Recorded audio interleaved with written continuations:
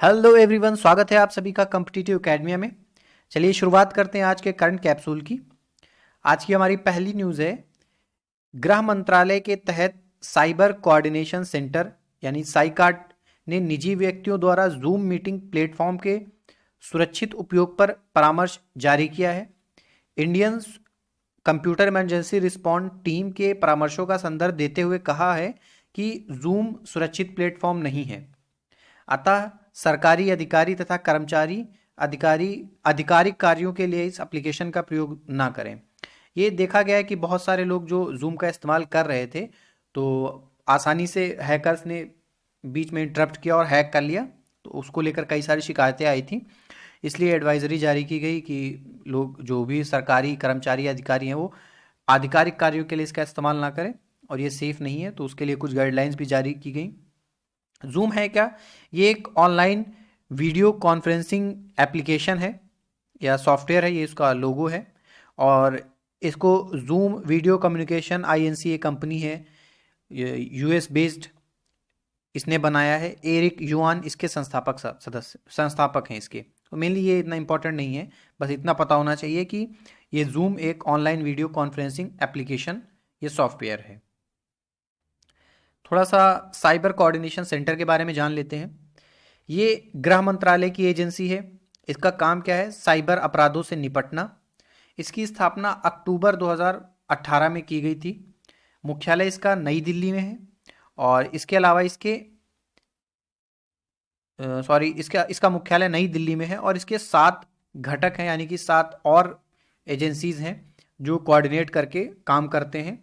तो वो 7 एजेंसीज ये हैं: national cyber crime threat analytics unit, national cyber crime reporting portal, संयुक्त साइबर अपराध जांच दल के लिए मंच यानी platform for joint cyber crime investigation team, national cyber crime forensic laboratory ecosystem, national cyber crime training centre और cyber crime ecosystem management unit, national cyber research and innovation centre.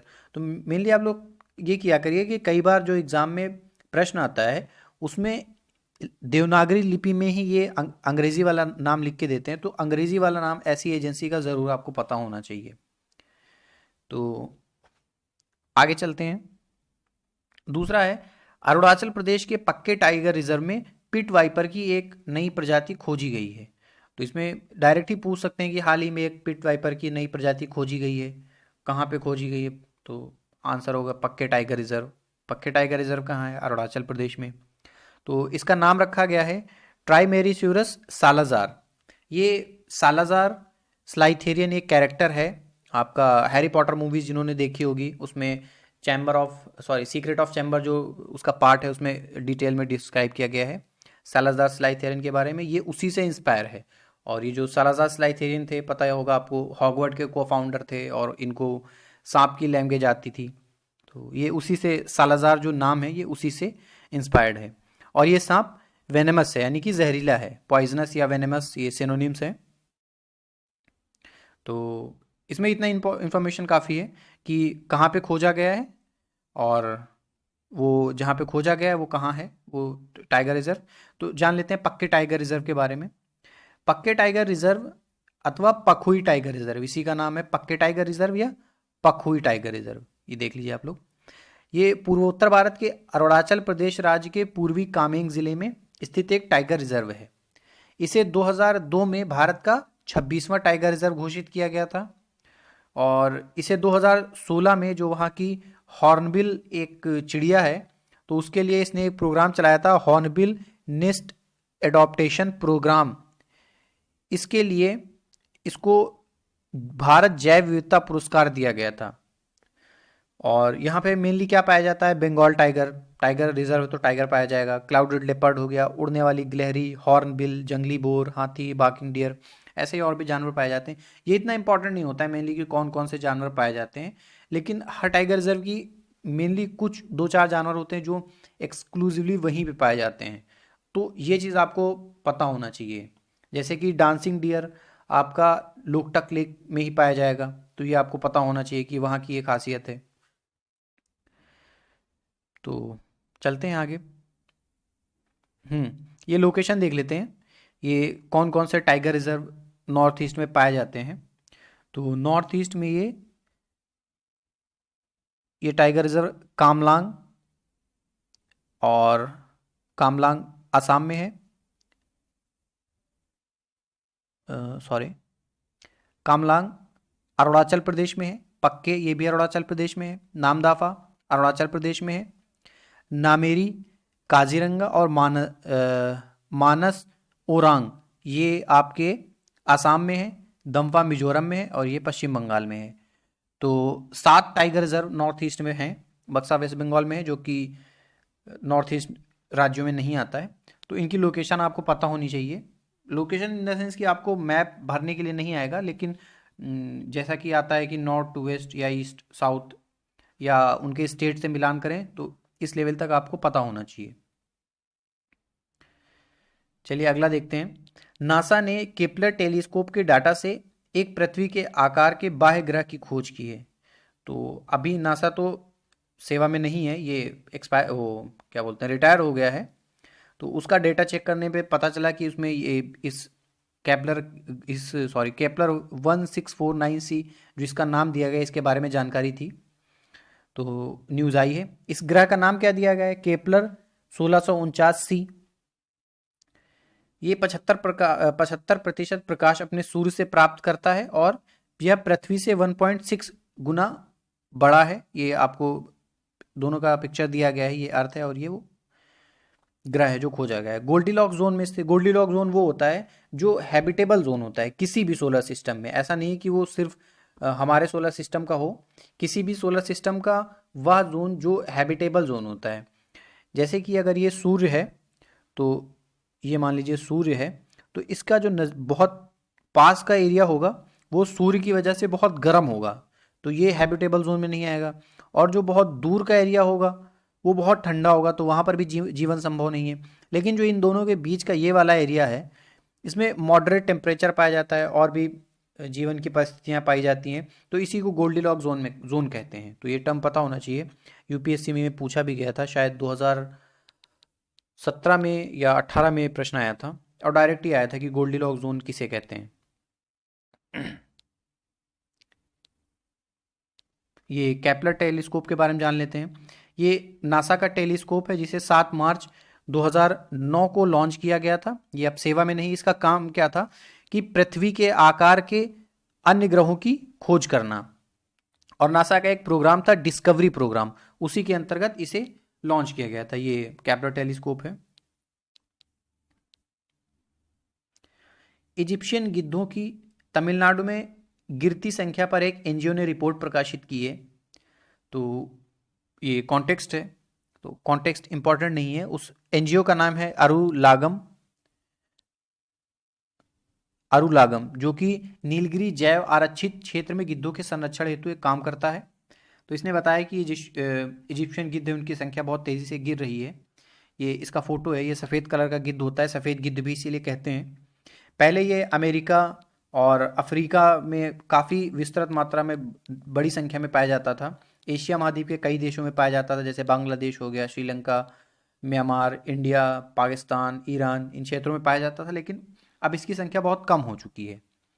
तो इनका स्टेटस आयुसेन की जो रेड लिस्ट है उसमें endangered है, यानी कि संकटग्रस्त है। मेनली इसमें क्वेश्चन यही पूछा जाता है कि जो करंट में कोई न्यूज़ रहती है, आपको सारे रेड लिस्ट में जो भी जीव जंतु या जो भी दिए गए हैं पेड़ पौधे, उनको याद नहीं रखना है, बस इतना याद रखना है जो भी करंट में न्यूज़ आती है किसी भी जीव जंतु या पेड़ पौधे के बारे में और कंसर्न दिखाया जाता है, तो पता होना चाहिए कि आईयूसीएन की रेड लिस्ट में उसका स्टेटस क्या है। तो इजिप्शियन गिद्ध या जो सफ़ेद गिद्ध हैं वो संकटग्रस्त या एंडेंजर्ड है। इसके अलावा भारत में गिद्ध की 9 प्रजातियां पाई जाती हैं, उनका भी हम देख लेते हैं आईयूसीएन स्टेटस। कौन कौन से इसमें है जो क्रिटिकली इंडेंजर्ड हैं? ओरिएंटल वाइट बैग्ड वल्चर, यानी कि सफ़ेद पीठ वाला गिद्ध।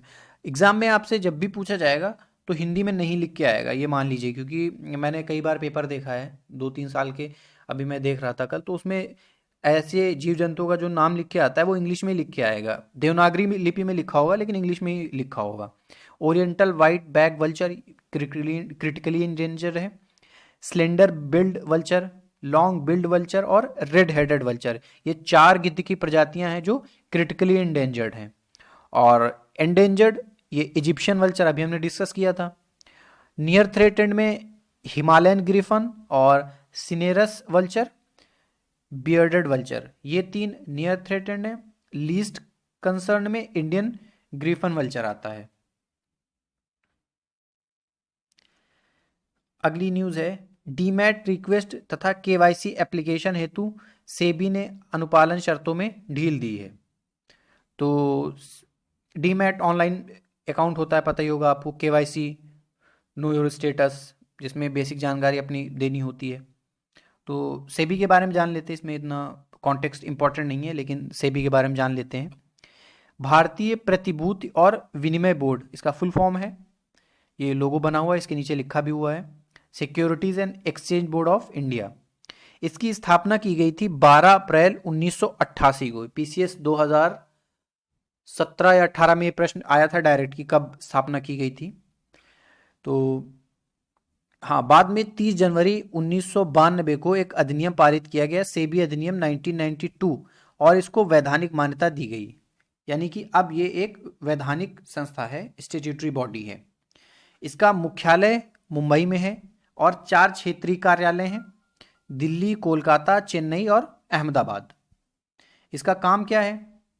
प्रतिभूति बाजार में जो निवेशक हैं उनके हितों की रक्षा करना, वहाँ पर जो ट्रेड होता है उसको रेगुलेट करना, जो ब्रोकर्स, मर्चेंट्स या एजेंट्स होते हैं उनको लाइसेंस देना और उनको रेगुलेट करना, म्यूचुअल फंड की जो स्कीम्स होती हैं उनको वहाँ पर रजिस्टर करना, और जो सिक्योरिटीज़ होती हैं उसमें अनफेयर ट्रेड प्रैक्टिसेस जो होती हैं, अनुचित व्यापार व्यवहार, उनको रोकना, जो भी प्रतिभूति बाजार से जुड़े लोग हैं उनको ट्रेनिंग देना और इनसाइडर ट्रेडिंग को रोकना।